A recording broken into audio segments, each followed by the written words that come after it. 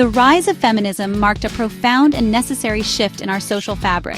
For generations, societal structures largely confined women to domestic roles, limiting their access to education, careers, and public life.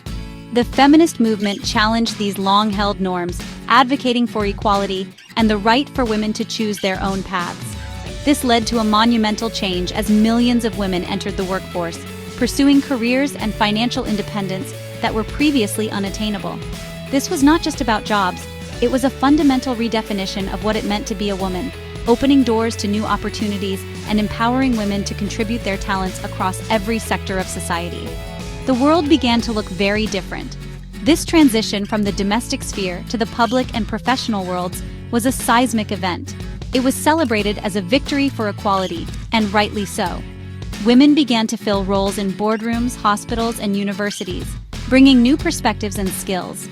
This integration into the workforce was a key goal of feminist advocacy, aiming to dismantle the economic dependence that had long underpinned patriarchal systems.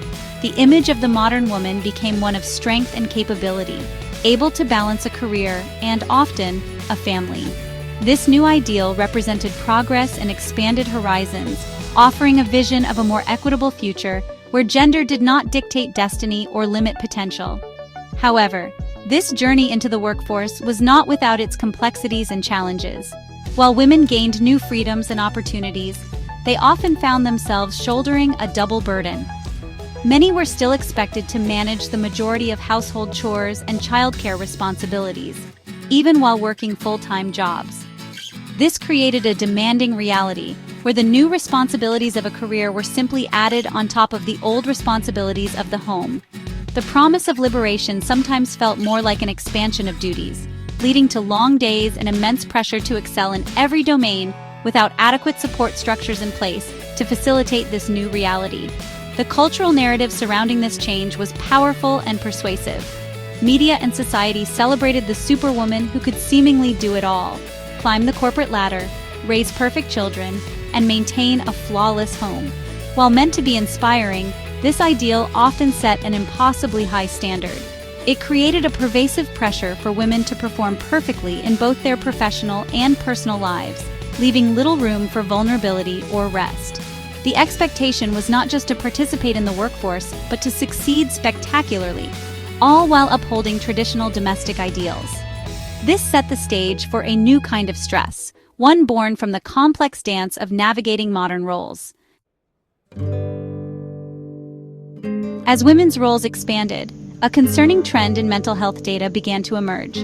While direct causation is complex, studies have noted an increase in reported stress, anxiety, and depression among women in recent decades.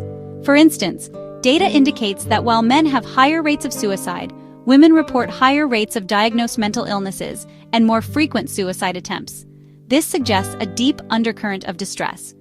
Furthermore, the pressures of modern life, including financial instability and the high cost of living, have contributed to rising debt, which is a significant source of stress. These factors paint a complicated picture of women's well-being in the modern era. The fabric of personal relationships has also been tested by these evolving roles. The strain of managing dual careers and household duties can lead to conflict and disconnection within partnerships. When societal expectations haven't caught up with the reality of women's working lives, the burden often falls disproportionately on them, leading to resentment and marital strife. This can contribute to higher rates of broken relationships or a pervasive feeling of being unsupported. The dream of having it all can collide with the reality of strained partnerships, leaving many women feeling isolated even when they are part of a family unit, struggling to maintain connections amid overwhelming demands. It is crucial to understand that these mental health challenges are not a simple consequence of women working. The issue is far more nuanced. Historical context is important. For decades, the medical establishment often dismissed women's physical health problems, like endometriosis, as hysteria or psychological issues. This legacy of medical bias has created a complex relationship between women and the healthcare system. Today, some feminist circles embrace medical diagnoses as a way to validate women's suffering, a trend sometimes called diagnosis-positive feminism. While this can bring awareness, it also risks over-medicalizing what may be normal responses to immense social pressure. The narrative that feminism itself is the cause of this distress is a harmful oversimplification. The movement's goal has always been to dismantle oppressive systems that harm everyone, not to create new sources of suffering. The problem isn't that women have careers, it's that they have entered a workforce and a society that were not designed for them and have been slow to adapt. Issues like the gender pay gap, the lack of affordable childcare, and inflexible work policies create a high-stress environment. The mental toll is not a sign of women's inability to handle new roles, but rather a reflection of systemic failures to support them.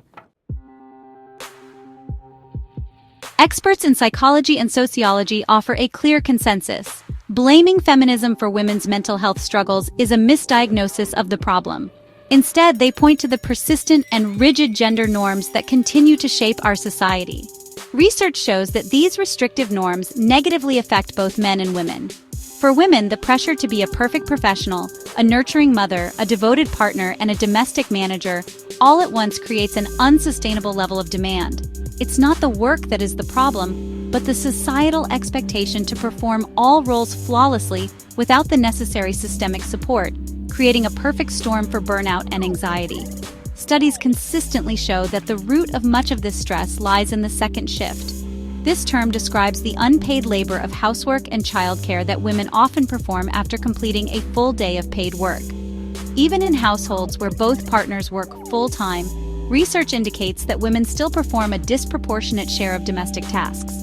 This imbalance is a major source of stress, fatigue, and resentment. It is a clear example of how societal evolution is incomplete. Women have moved into the public sphere, but the private sphere has not been sufficiently rebalanced to reflect this new reality, leaving women to bridge the gap.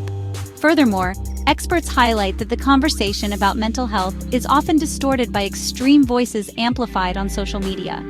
The public discourse is frequently polarized between anti-feminist manosphere content and radical feminist viewpoints, drowning out more moderate and solution-oriented perspectives. This polarization prevents productive conversations about how to address the underlying issues. The real problem, as many researchers argue, is the patriarchal system that imposes harmful expectations on everyone. For men, this includes the pressure to be the primary breadwinner and to suppress emotions, which also has severe consequences for their mental health and well-being. The path forward, according to most experts, is not to reverse the progress made, but to continue the work of dismantling these harmful gender norms for everyone. This involves creating more flexible and equitable workplaces, promoting shared parental leave, and investing in affordable, high-quality childcare. It also means encouraging a cultural shift where domestic labor is seen as a shared responsibility, not a gendered one.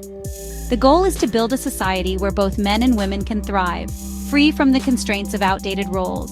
The distress women feel is a signal that more change is needed, not that the changes made were a mistake.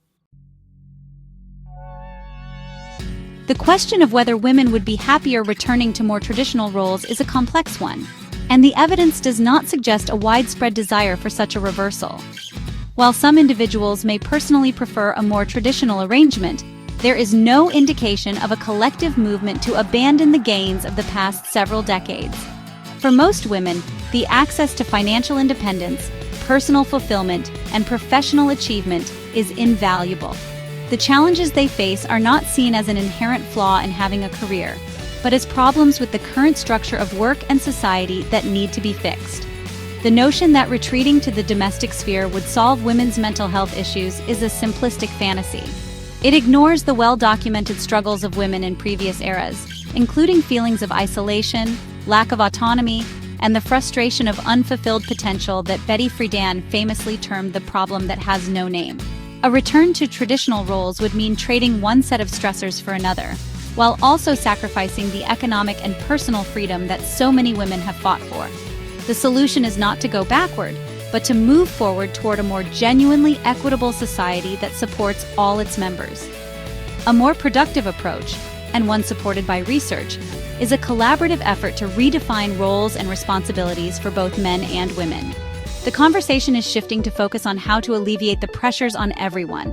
This includes challenging the harmful masculine norms that discourage men from participating fully in domestic life or seeking help for their own mental health struggles. When men are empowered to be equal partners at home and are freed from the sole breadwinner pressure, it benefits the entire family unit. True progress lies in creating flexible, supportive partnerships not in reverting to rigid, outdated models of family life. In conclusion, the dance between modern roles, feminism, and mental health is intricate.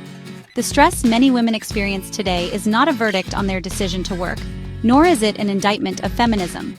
It is a symptom of a society in transition, one that has opened doors for women, but has not yet fully redesigned the house. The path to better well-being is not about retreat, but about continuing the push for structural change, fostering true partnership, and building a world where the burdens and joys of life are shared more equally. Thank you for watching. If you found this discussion insightful, please like and subscribe for more content on gender, mental health, and social change. Your support helps us continue these important conversations.